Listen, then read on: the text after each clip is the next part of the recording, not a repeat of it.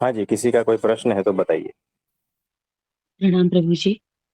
हाँ जी, प्रभु प्रभु जी जी, प्रणाम। कल कल के सत्संग में जब समझदारी के ऊपर बात हो रही थी, तो आपने कहा कि समझदारी सहजता है। तो जब जब भी हमारे जीवन में या हमारे भीतर असहजता आती है, वो क्लियर इंडिकेशन है कि हम सेंटर से हट के पेरीफेरी में उलझ गए हैं। इसलिए सारी नासमझी ही असहजता का कारण है प्रभु जी।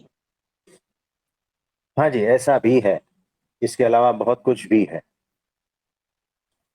तो इस पे थोड़ा-सा आज प्रकाश डाल दीजिए प्रभु है ना? जी। कि सहजता कौन सी वाली सहजता की बात कर रहे हो? माया वाली सहजता, प्रकृति वाली सहजता, या फिर मायातीत सहजता की बात कर रहे हो? मायातीत है? सहजता प्रभु जी।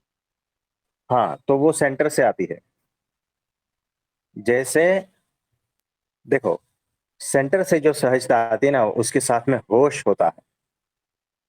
माया से जो सहजता आती है उस वो बेहोशी के साथ में आती है। यानी देखो, सामने दारू की बाटल पड़ी है, या मांस पड़ा है, या ऐसा कुछ है, आइसक्रीम पड़ा है, या जो भी है, सहज व्यक्ति क्या करेगा? सहज रूप से जाएगा, सहजता से उसको खा लेगा। ये हो गई माया वाली सहजता।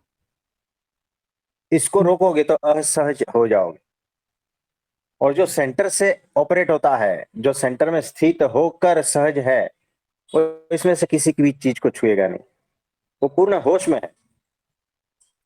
तो पूर्ण होश में वो ऐसा आचरण करेगा, सहजता पूर्वक, कि वो माया वाला आचरण नहीं लगे। कुछ समझ में आ रहा है? हुँ, हुँ। जी। और वो माया वाला आचरण भी कर सकता है अगर जरूरत पड़ी तो। वो हुँ, उनकी हुँ। सहजता है ना। तो सहजता आपको लगती है सिंपल, ऐसा नहीं है। सहजता बहुत गहन सब्जेक्ट है। उस सहजता में बहुत सारी वैरायटी है। वो सहजता कहाँ से आ रही है, उसका भी ध्यान रखना है। कि वो कामना वासना से सहजता आ रही है, अज्ञान से आ रही है, माया से आ रही है, सेंटर से आ रही है, होश पूर्वक है, आत्म स्थिति से आ रही है। कौन सी वाली सहजता की बात कर रहे हो? है ना। और लोग जी, यहाँ लगे पड़े हैं, सहज हो जाओ, सहज हो जाओ। अरे पहले आदमी को ठीक करो ना, उसके बाद में उसको सहज रहने को बोलो। जब तक तुम तुम्हारी अहंकार वाली भी सहजता होती है, तो पहले जो है आदमी को वहां स्थित करो सेंटर में, फिर बोलो कि सहज हो जाओ। है ना। तुम आदमी को ठीक नहीं कर रहे हो, और ऊपर ऊपर से बोल रहे हो सहज हो जाओ, सहज हो जाओ। कैसे सहज होगा? तुम्हें खुद भी पता नहीं है सहजता क्या है, और तुम बोले जा रहे हो सहज हो जाओ। है ना। तो ऐसे बहुत सारे चल रहे हैं ऐसे फिलोसॉफी। तो बिना समझदारी की सहजता, है ना, और समझदारी वाली सहजता, दोनों में बहुत डिफरेंस है। कुछ समझ में आया? हाँ जी प्रभु जी। तो सहजता तो है, सात्विक लेकिन कौन सी वाली? समझदारी वाली, या ना समझी की? आप समझ रहे हो? तो यहाँ पर जी, समझदारी महत्व की है। समझदारी है तो सहजता आ ही जाएगी।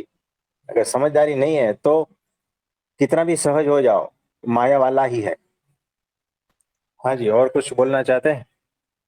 नहीं प्रभु जी। थैंक यू प्रभु जी। हाँ जी, और किसी का कोई प्रश्न है तो बोलिए। प्रणाम प्रभु जी। कल हाँ एक जी। मतलब आपने बताया था प्रभु जी कि अ, होश समझदारी तो है पर वो आचरण में नहीं आ रही तो उसका कोई फायदा नहीं है।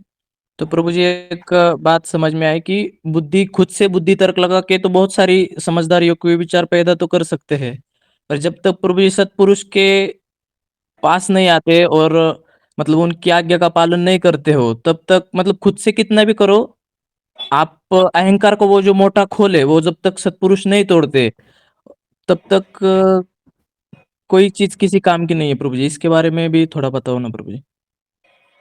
तो सही बात कह रहे हो कि देखो, दिमाग में तो बहुत कुछ आता है, एक्शन में कहाँ है? समझदार तो सब लोग हैं, लेकिन वो समझदारी एक्शन में कहाँ है जब सिचुएशन आता है तो। है ना। तो वो कुछ काम की नहीं है, उसको समझदारी नहीं कहते हैं, उसको थियरी कहते हैं।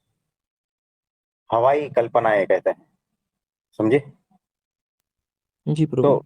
ज्ञानी तो बहुत बड़े बड़े बैठे हैं चार दीवारियों के भीतर, लेकिन जब सिचुएशन आता है, जब भीड़ में जाते हो, जब ग्रुप में काम करते हो, जब लोगों से पाला पड़ता है, विविध प्रकार के माइंड से उलझते हो, तब असली समझदारी क्या है पता चलती है। और ये जो चार दीवारियों के भीतर बैठे बैठे जो ज्ञान इकट्ठा किया है ना, और मन में जो भूसा भरा है ना, वो सारा जो है ना सत्पुरुष तोड़ देगा, याद रखना। जी प्रभु जी। तब भाग जाओगे, टिकोगे नहीं। हाँ, भाग ही जाओगे। सत्पुरुष ने, जैसे हम छोटा कुत्ता रहता है, बच्चा है ना, उसको पालते हैं ना, पुचकारते हैं, हाथ फिराते हैं, खाना देते हैं, तब वो टिकता है ना। सत्पुरुष ने सभी को इसी तरह से टिकाया है, याद रखना। बिल्कुल प्रभु जी। हाँ, जिस दिन आपका प्रकृति मरोड़ेगा, उसकी गर्दन तोड़ेगा ना, जिस दिन आपके अहंकार को तोड़ेगा, चिथड़े चिथड़े उड़ाएगा ना, एक दिन टिक नहीं पाओगे। तो सही कह रहे हो, बराबर ही है।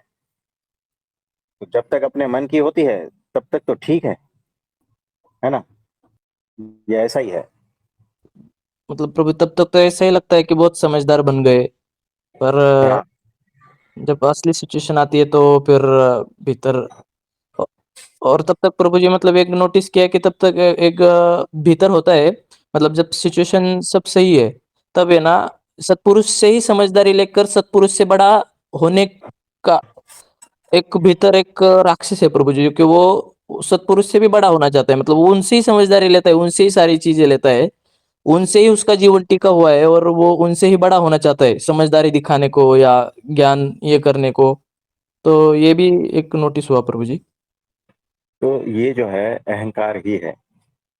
अहंकार सबसे बड़ा होना चाहता है।